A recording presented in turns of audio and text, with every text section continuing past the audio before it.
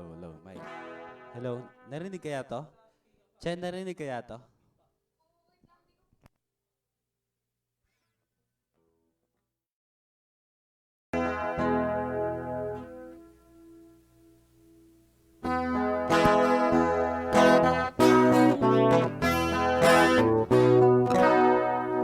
Ang kawalat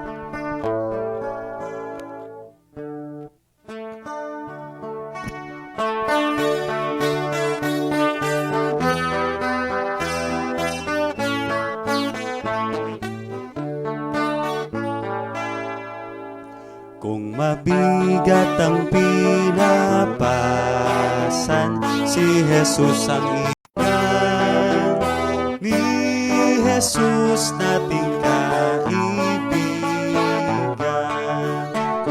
kaaliwan, tuwa at lugod ang sa puso'y dulot ni Jesus.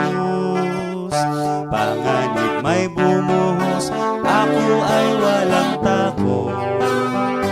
Ang kalungan ko ay si Jesus, pinakamabuting tunay. Si Jesus na kaibigan, ika'y aalalayan, tawag mo'y pakikinggan. Ni Jesus nating kaibigan,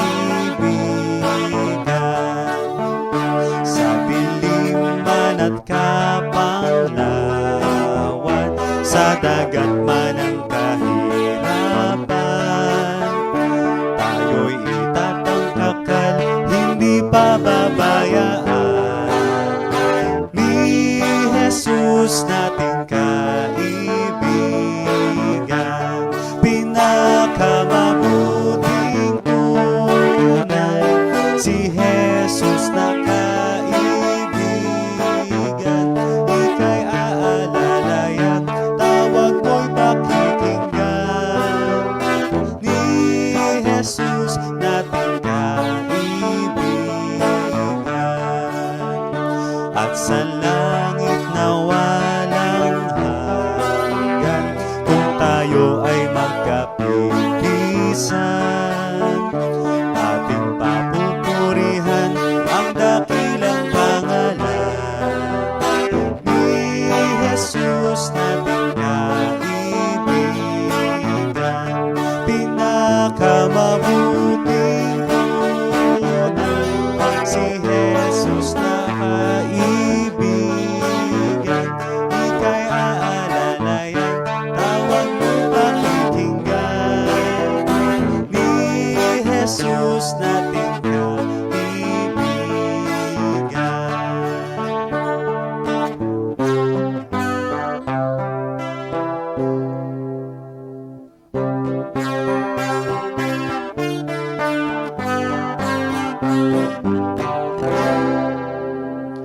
ang pag-asa ko'y natatag sa kabanalan at hirap ng walang Jesus na tanyag, higit sa klarawang lahat. Si Kristo'y batong matibay na aking kinasaligan, gaya ng buhanginan.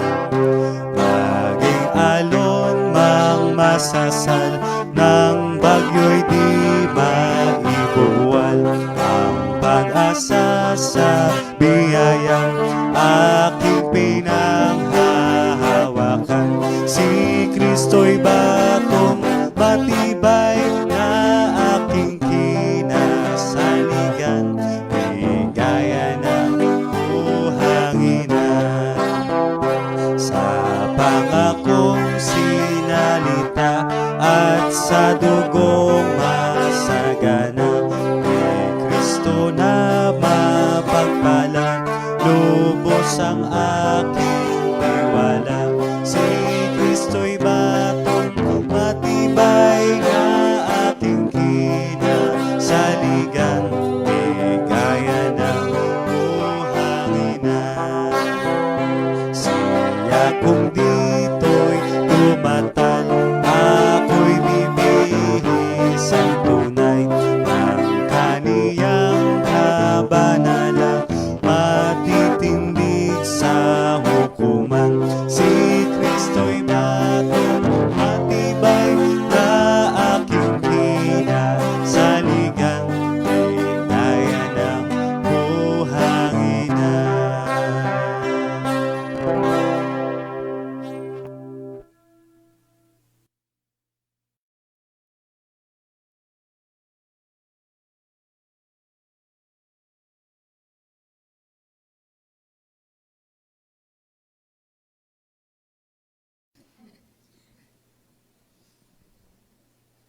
Tayo pong lahat ay sumandaling yumuko para sa isang panalangin.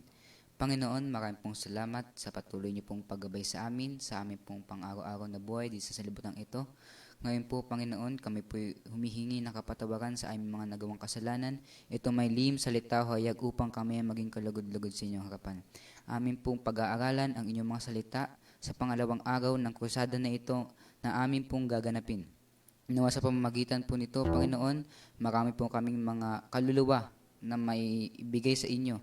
Marami kaming mga taong makaalam ng inyong mga salita at mailagay nila ito sa kanilang puso't isipan at magamit nila sa inyong pananampalataya at patuloy kayong papurihan sa inyong dakilang pangalan. Nawa sa magbibigay ng mga salita sa kay Pastor Nick Francisco, inyo po siyang bigyan ng banal na espiritu upang kanya pong may pahayag ang inyong mga salita ng mawalhati at may pakita ang inyong kadakilaan sa Kanya. Maraming pong salamat sa lahat.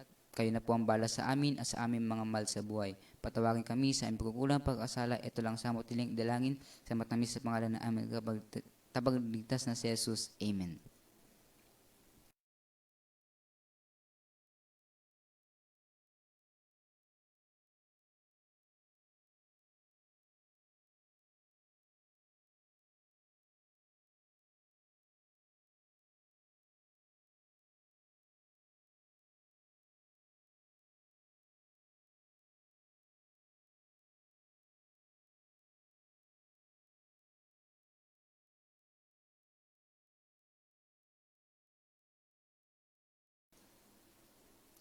Magandang gabi po sa inyong lahat, amin pong mga kapatid, kaibigan at amin pong mga manonood sa gabing ito. Kami po ay nagagalak na kami po ay inyo pong imbitahan ng inyong pong mga kapamilya at inyo pong mga kaibigan na kanila rin pong i-share at manood din po sa atin pong live stream ngayon pong gabing ito. Sa akin pong bahagi ay akin pong babasahin sa inyo ang mga participants sa gabing ito. Tayo po ay pinangunahan sa pag-aawitan ni Brother Jason Lucino at sinundan po ito ng pambungad na panalangin na ipinagkaloob ni Brother Ansley Vance Escarcha.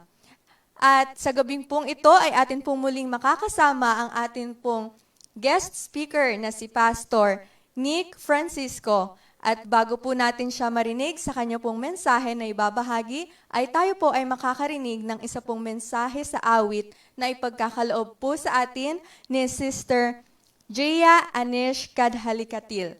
Amin pong hinihilingan ang bawat isa na manatili sa inyo pong panonood at maramdaman po natin ang pagpapala ng atin pong Panginoon. Kung meron po kayong mga questions, kung ano man po ang inyong pong mga katanungan, ay huwag po kayong hesitate na mag-comment at i-message po kami kung meron po kayong mga katanungan.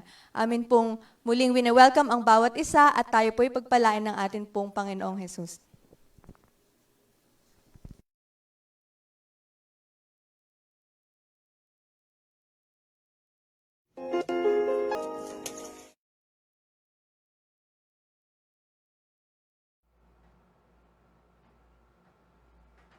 Patuloy po tayong magkakasama na mag-aral ng salita ng ating Panginoon. Salamat sa ating Diyos na tayo'y binibigyan ng ganitong pagkakataon upang mag-aral ng kaniyang banal na salita. Maraming salamat din sa gumawa ng programang ito upang patuloy nating mapahayag sa mga tao ang salita ng ating Panginoon. At ang ating pong paksang ihahayag ngayon ay tungkol sa paglalang. Saan nagsimula at paano ginawa ang sanglibutan. Tayo po'y manalangin sandali. Mahabagin po naming Diyos sa kalangitan, pinupuri ka po namin, pinasasalamatan sa patuloy at magandang pagkakataong ito na aming nararanasan na kami makapag-aral ng iyong banal na salita. Samahan po kami, gabayan sa katotohanan ito na aming pag-aaralan. Patawarin din po kami sa aming mga kasalanan sa pangalan ng aming Panginoong Hesus. Amen. Paglalang. Paano ginawa ng Diyos ang sanglibutan? Ang atin pong mga talata ay nasa aklat ng Genesis 1 at patuloy. Kaya kung meron po kayong mga Biblia o kaya naman ay makinig muna kayo, isulat lang po ninyo yung mga talatang nababanggit At mamaya po ninyo reviewin pagkatapos upang sa gayon ay patuloy tayong makaunawa ng mga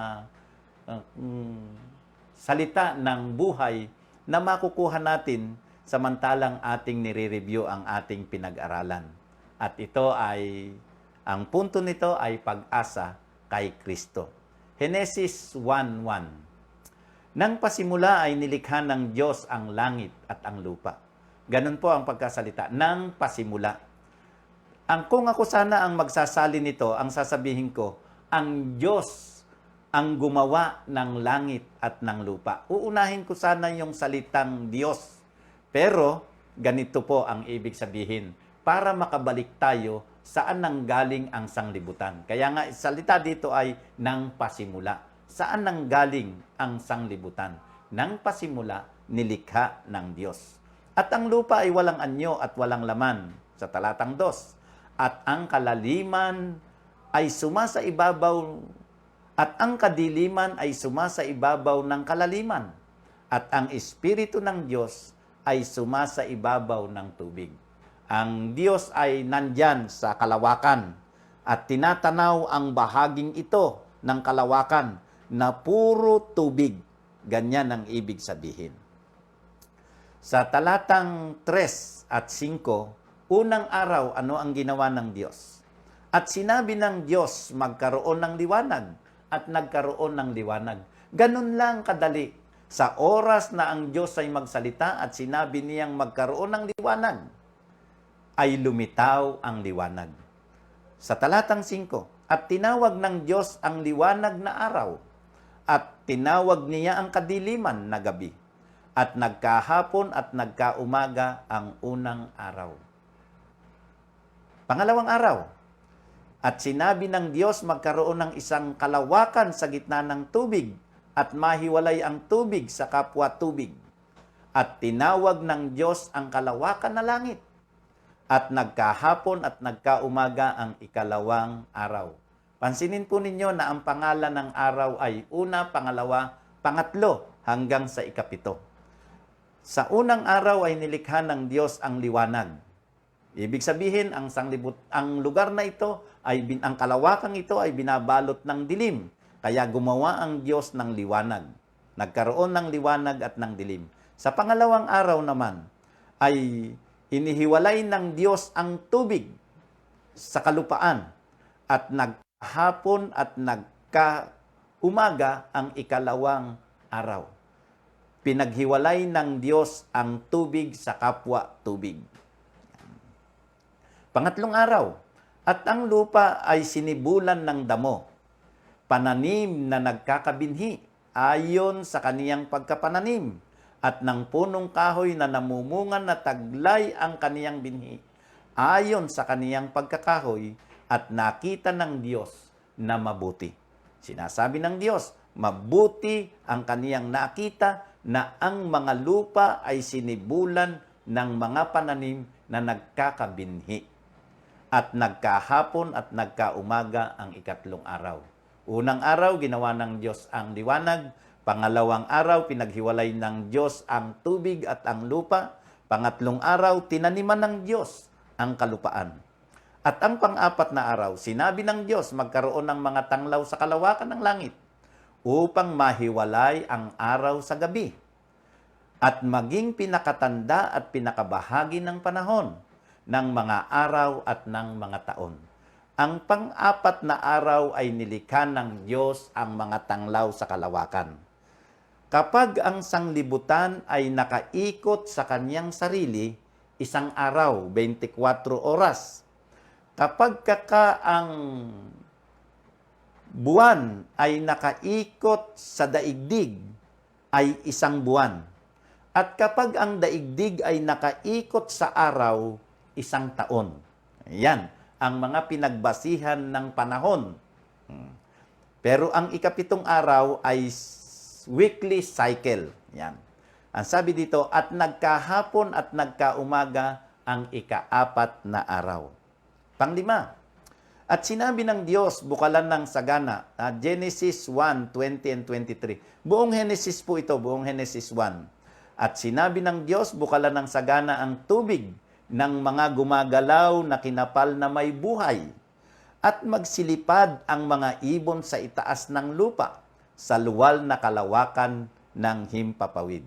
Nilalang ng Diyos sa panglimang araw ang isda at saka mga ibon. Napakaraming klase ng ibon na nilalang ang Diyos. Napakaraming klase ng binhi ng isda na inilagay ang Diyos sa mga tubig. Ganyan kaganda ang pagkagawa ng Diyos sa sanglibutang ito. Nagkahapon at nagkaumaga ang ikalimang araw. Pansinin po ninyo na una ang hapon. Tayo ngayong panahong ito ay naghihiwalay ang ating araw sa hating gabi. Alas 12 ng gabi, magsisimula ng alauna, susunod na araw. Doon naghihiwalay ang araw. Kung halimbawa, ngayon ay Martes, ay maghihiwalay ang Martes at Miyerkules sa hating gabi. Pero ang Biblia po ang tala, naghihiwalay ang araw, ang Martes at ang Miyerkules paglubog ng araw. Naghihiwalay ang unang araw at ikalawang araw paglubog ng araw. Ganyan po ang kalendaryo nila. Ganyan ang kanilang tala-orasan sa unang pagkagawa ng sanglibutan. Ang paghihiwalay ay paglubog ng araw. Ika-6 na araw, talatang 24, 27, 31. At sinabi ng Diyos, bukalan ang lupa ng mga may buhay na kinapal, ayon sa kani-kaniyang uri ng hayop, at ng mga kinapal na umuusad, at ng mga ganid sa lupa, ayon sa kani-kaniyang uri, at nagkagayon. At nilalang ng Diyos ang tao, ayon sa kaniyang sariling larawan. Ayon sa larawan ng Diyos siya nilalang. Nilalang niya sila na lalaki at babae. Sa ika-6 na araw, madali lang pong lalaki at babae. Kung ito po sana ang ating palaging ikukwento sa ating mga anak, na itinuturo natin sa kanila na nang pasimula ay nilikha ng Diyos ang tao, lalaki at babae. Wala po sana tayo ngayong LGBT. Ito ay palagi po ninyong sasabihin sa inyong mga anak na nang pasimula ng sanglibutan, nilalang ng Diyos si Adan at Eva, babae at lalaki. Wala pong nasa pagitan. Ito pong ating mga pangyayari ngayon ay bunga ng pagpasok ng kasalanan. Kaya ang pundasyon ng pamilya ay napakahalaga, babae at lalaki. Palagi po natin itong ituturo sa ating mga anak na ang nilalang ng Diyos ay lalaki at babae. Kailangan ito ay mabalot sa kaisipan ng bata bago siya mag-alinlangan sa kanyang gender, sapagkat ito ang pinagmulan ng sangkatauhan. 31. At nakita ng Diyos ang lahat ng kaniyang nilikha, at narito, napakabuti, at nagkahapon at nagkaumaga ang ika-6 na araw. Sa mga unang pangasalita, narito, napakabuti ang pagkalalang ng Diyos sa sanglibutang ito. Gayon din ang pagkalalang sa tao. Ang tao po ay crowning act of creation. Ito ang pinakakorona ng paglalang ng Diyos. Ang tao ang pinakamahal na nilalang sa sanglibutang ito, na anupat sa kalahalagahan ng tao ay ginawa tayo sang-ayon sa larawan ng Diyos. Kaya nga mahal ng Diyos ang tao at si Kristo'y namatay para sa sangkatauhan. Sumunod, ika-7 araw. Ito naman ay Genesis 2, 1-3. At nayari ang langit at ang lupa at ang lahat na natatanaw sa mga iyon. At nang ika-7 araw ay nayari ng Diyos ang kaniyang gawang ginawa at nagpahinga ng ika-7 araw sa madlang gawa niyang ginawa. At binasbasan ng Diyos ang ika-7 araw at kaniyang ipinangilin, sapagkat siyang ipinagpahinga ng Diyos sa madlang gawang kaniyang nilikha at ginawa. Narito po ang cycle. Narito po ang cycle. Kanina, binanggit ko sa inyo kanina na Ang sanglibutan ay umiikot sa kanyang sarili sa loob ng isang araw. One day. Ang buwan ay umiikot sa mundo sa loob ng isang buwan. At ang sanglibutan ay umiikot sa araw sa loob ng isang taon. Pero ang weekly cycle po natin ay walang planeta na pinagbabasihan. Ito po ay una, pagdating ng ikapito, uulit-uli sa una hanggang sa ikapito. At dito po sa tala ng banal na kasulatan sa ikapitong araw ay hindi na lumalang ang Diyos, kundi siya'y nagpahinga. Hindi po ibig sabihin na nagpahinga ang Diyos ay napagod siya, kundi siya'y nagpahinga sapagkat natapos ang kanyang paglalang. Siya'y huminto at sa kanyang paghinto, pagkaraan ng 6 na araw, pinahalagahan po niya ang ikapitong araw. Ano ang ginawa ng Diyos sa ikapitong araw? Siya'y nagpahinga ng ikapitong araw. Kaya kung tayo ay papasok sa kapahingahan ng ikapitong araw, ito yung araw na ipinagpahinga ng ating Panginoon. At maliban doon, ito ay kaniyang ginawang banal. Ang araw po ng Sabat na ikapitong araw ng Biblia, sa ating panahon ngayon, ikapitong araw, Sabado ang tawag natin, iyan po ang Sabat ng Biblia. Iyan ay ipinagpahinga ng Diyos, ipinangilin ng Diyos at kaniyang ginawang banal. Ibinukod. Yung naunang 6 na araw ng paglalang, ang tawag natin doon ay karaniwang araw. Ang tawag at ang ikapitong araw ay tanging banal na araw sa Diyos. Ibinukod niya. Yung ika-6 na araw, ikinasal ng Diyos si Eva at Adan. Pinapag-isa ng Diyos ang dalawang tao. Pinagpala. Kaya nga sa unang simulain ng buhay, simula ng magkaroon ng tao, ang unang binanal ng Diyos na sagrado ay ang pamilya. Iyan ang kahalagahan ng pamilya. Bago po umiral ang gobyerno sa mundo, bago nagkaroon ng hospital, bago nagkaroon ng mga sundalo, bago nagkaroon ng mga paaralan, pamilya muna ang unang itinayo ng Diyos sa pamamagitan ng dalawang tao. Kaya nga ang pag-aasawa ay sagrado at banal na ibinukod ng Diyos na walang sino man na dapat na sumira dito. Na kung maaari, ang lalaki at ang babae ay kapwa magtatagpo na sasang-ayon sa banal na panukala ng Diyos. At ng ikapitong araw, ang binanal naman ng Diyos ay ang araw ng Sabat. Ang ikapitong araw. Sa panahon ng paglalang, ito ang kwento, binanal ng Diyos ang pag-aasawa. Mga minamahal na mga kaibigan, sa aking mga tagapakinig, ito ang unang pinakamahalagang punto ng pangyayari sa sanglibutan. Pagkatapos nalalangin ng Diyos ang sanglibutan at ang tao, ikinasal niya si Eva at Adan. At ginawa niyang banal at ibinukod ang ikapitong araw upang kaniyang ipangpahinga at ipangilin. Napakaganda ng kasaysayan. Iyan po ay simulain ng buhay na dapat nating iturong mabuti sa ating mga anak. Kapag hindi, maniniwala po tayo sa ebolusyon at kung ano-ano pang mga pangaral at mga turo na iyon ay hindi pag-asa kay Kristo. Ito ang katwiran ng banal na kasulatan. Ito ang pinagmumulan ng pag-asa kay Kristo. Paglalang sa tao. At nilalang ng Diyos ang tao ayon sa kaniyang sariling larawan. Ayon sa larawan ng Diyos, siya nilalang nila. Nilalang niya sila na lalaki at babae. Genesis 1:27.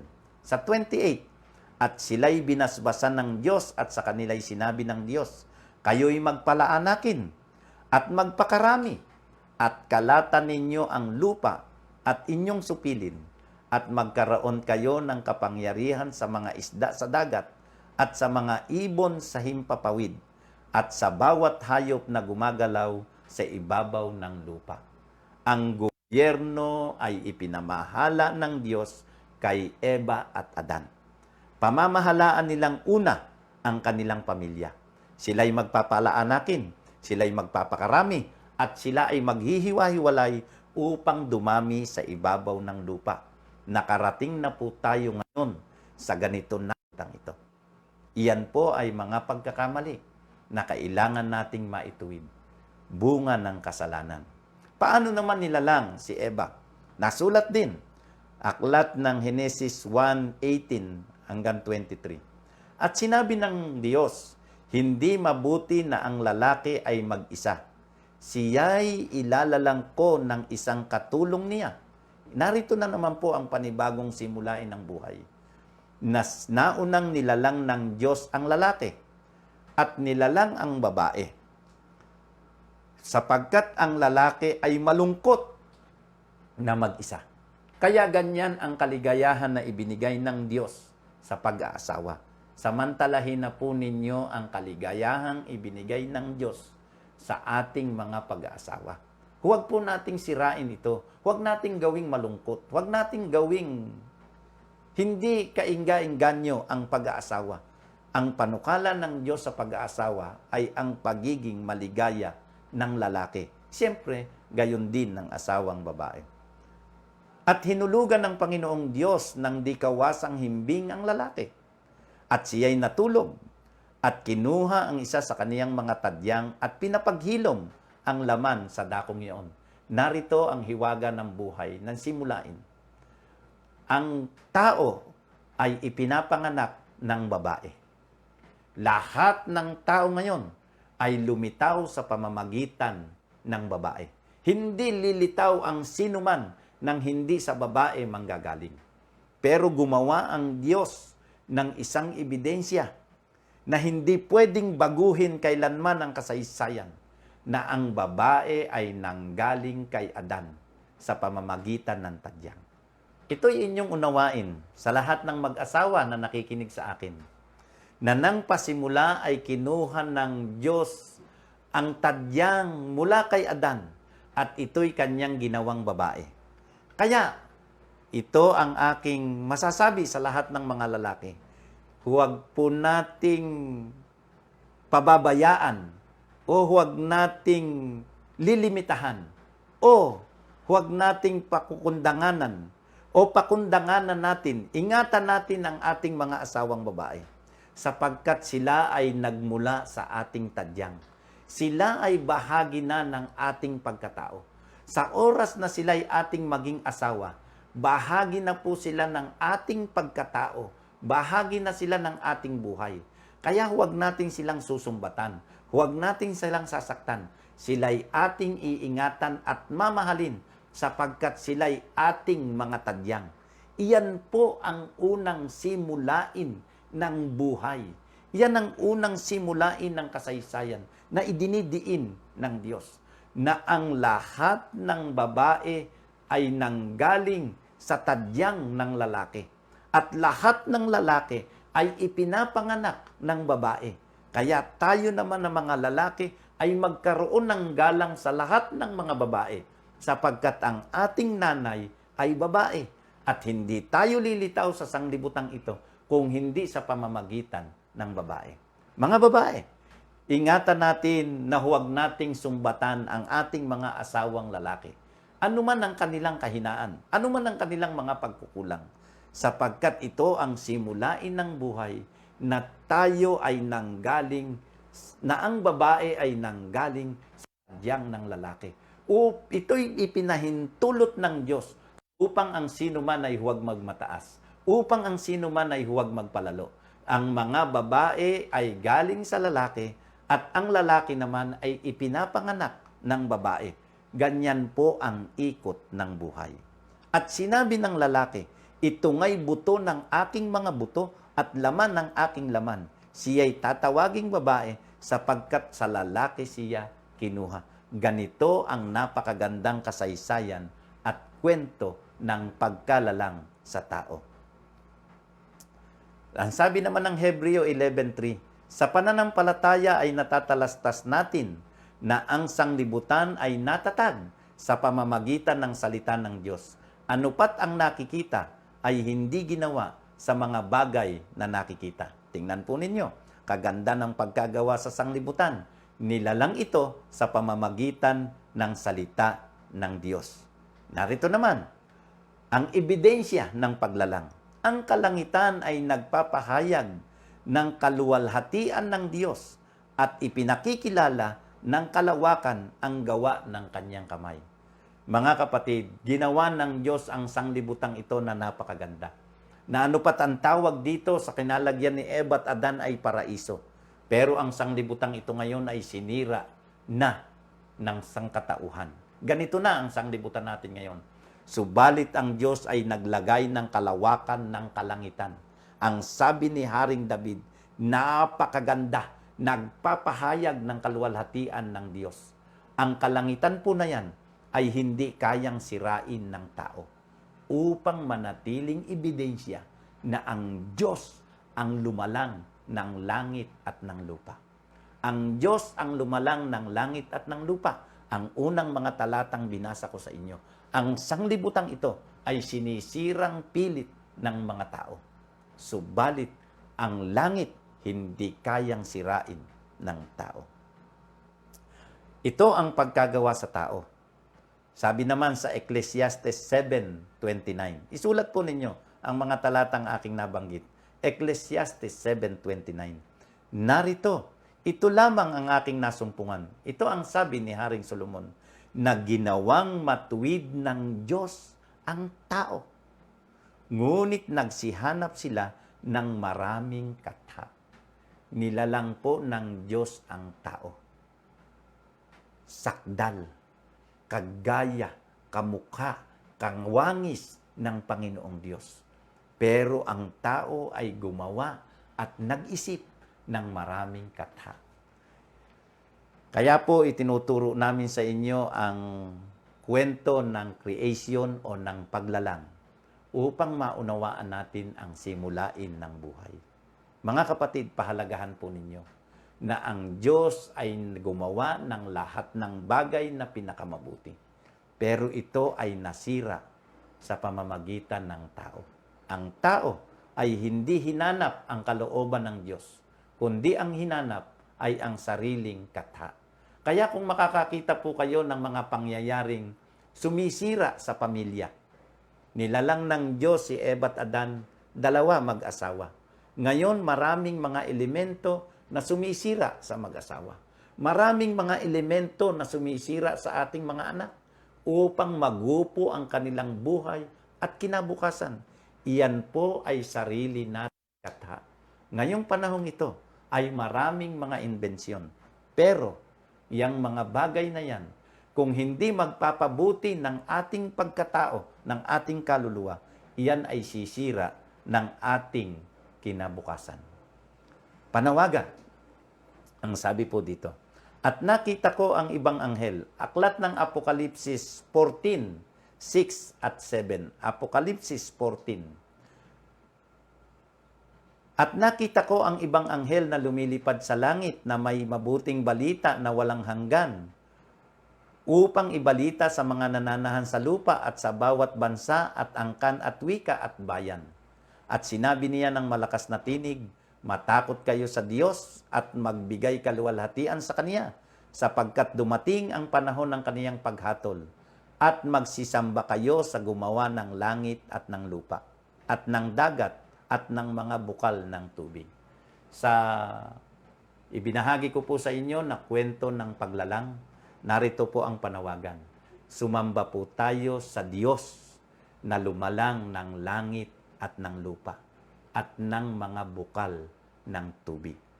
Ngayong panahong ito, ito ang pangyayari. Ito po ang aking panawagan sa inyo.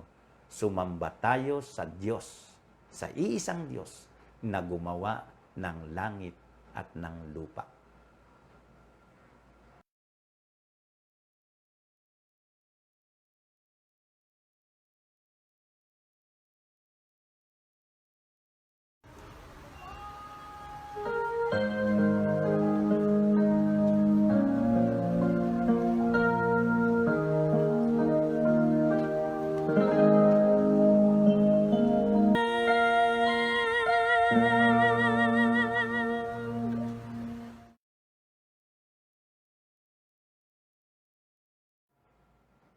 tayo po ay manalangin.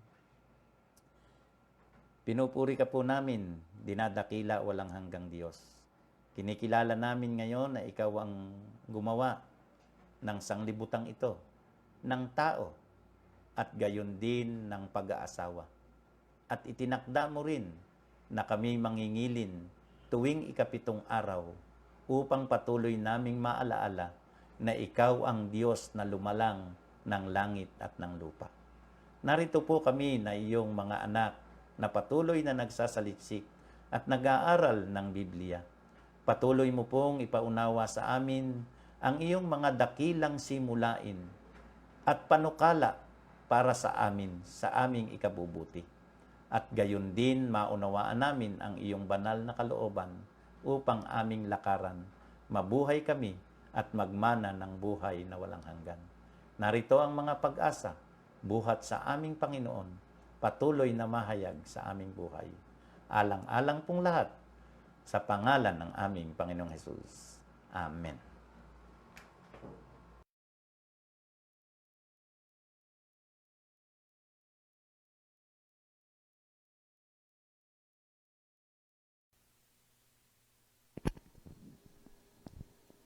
Marami pong salamat, Pastor Nick Francisco, sa inyo pong napaka-inspiring at magandang mensahe. At ganoon na rin sa umawit na si Sister Chona Rubrico. Sa pagkakataon pong ito, mga kapatid, mga kaibigan, amin pong nais na batiin ang atin pong mga viewers sa atin pong live stream, sa atin pong Facebook page. Magandang gabi po kay Sister Grace Ann Bernardino Zamora, kay Daniela May Domingo, kay Maricel de los Santos Maglasang, kay Rodel Asis, ganoon na rin kay Sister Maricel at Teresita Estola Meneses. Amin din pong nais batiin ng magandang gabi si Sister Miriam Sornet, Cecilia Baal, si Sister Edna Sardenya, Mary Ann Amaro, Maria Delia Barnedo. Amin pong ikinagagalak ang inyo pong panonood at pakikisama sa amin sa gabing ito. At sa lahat po ng amin pong mga kaibigan at mga manonood, amin po kayong patuloy na inaanyayahan sa mga susunod na araw na patuloy po nating abangan ang mga mensahe pa na atin pong maririnig sa mga susunod na araw. At sa pagkakataon pong ito ay amin pong pinasasalamatan ng bawat oras at panahon na inyo po kaming sinamahan. Muli pagpalain po tayo ng atin pong Panginoon.